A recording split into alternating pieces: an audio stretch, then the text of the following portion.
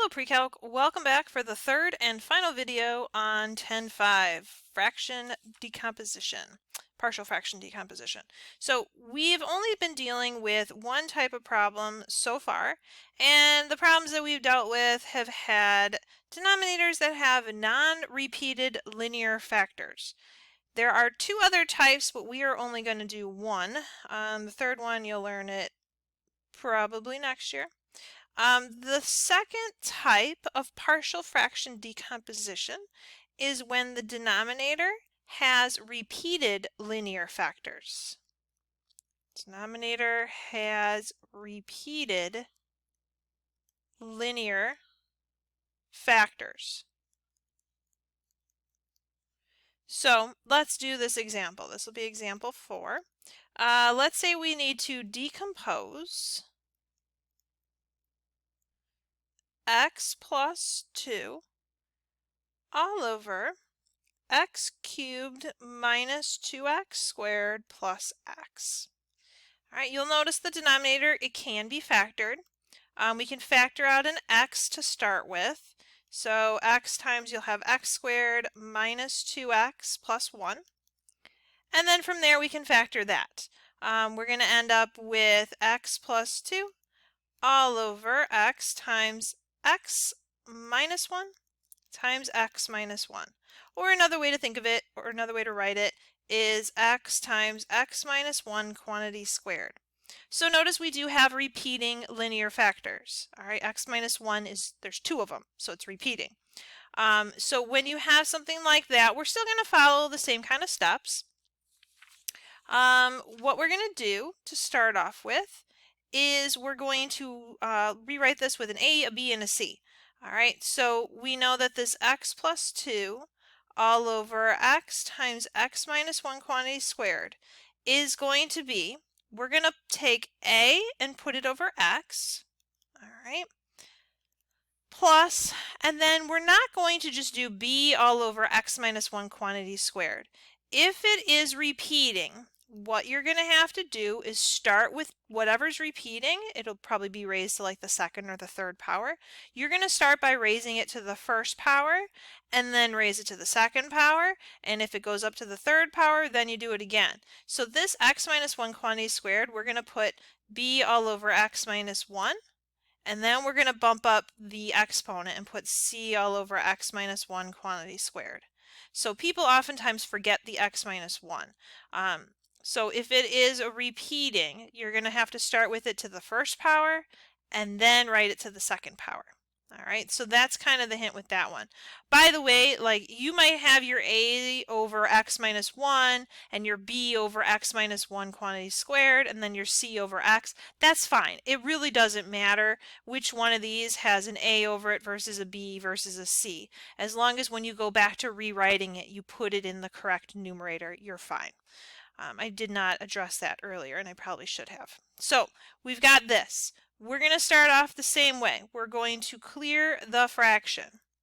So we're going to multiply this whole crazy thing by x times x minus 1 quantity squared. In the first part, no problem. The denominator is completely gone. In the second one, x will cancel out. We'll be left with a times x minus 1 quantity squared. And the next one of the x minus 1s will cancel. So I'll be left with b times x times 1 of the x minus 1s. Plus, and then c, the x minus 1 squareds will cancel, so you'll be left with c times x. All right, so that's kind of the cleared the fraction part. And then what we can do is we can do it the longer way or the shorter way. We're going to attempt to do it the shorter way. Okay, so for part B, what we're going to do is we want to come up with a number for x so that it'll make things 0. So the first one I'm going to do is I'm going to let x equal 1. Because if I let x equal 1, these x minus 1s will become 0, and it cancels a lot of things out, making it much easier to work with. So if I let x equal 1, I'll have 1 plus 2, that's 3. 1 minus 1 is 0 times a will be gone. And b will be gone as well, because 1 minus 1 is 0 times b is gone.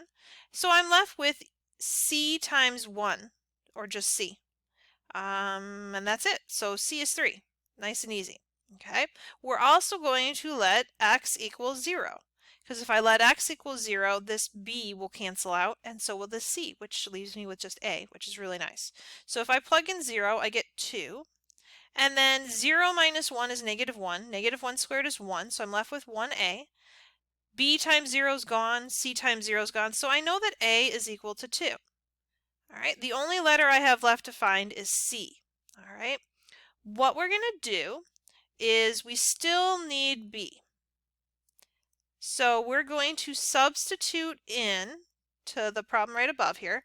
Substitute in a equals 2 and c equals 3, since we know that that's what those equal.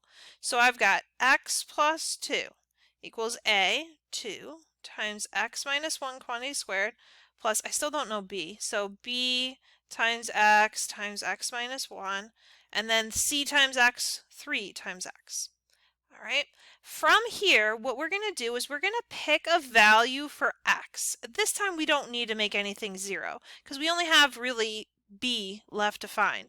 So what we're going to do is we're going to pick a value other than 1 or 0 for x because we already did 1 and 0. All right, so anything other than 1 or 0 for x. Take your pick. Make it nice and small. So I'm going to let x equal 2. All right, if I plug in x equals 2, I'm going to get 4. 2 minus 1 is 1. 1 squared is 1 times 2. I'm going to get 2. I'm going to have 2 times 2 minus 1, so just 2b. And then I have 3 times 2, 6. And then from here I can easily solve for b. Subtract the 8 from the 4, I'll get negative 4 equals 2b. Divide by 2, you're going to get negative 2. All right, and once you have that, you're going to rewrite it and just make sure you put the letters back in the correct spot. So we started off with x plus 2 all over x cubed minus 2x squared plus x.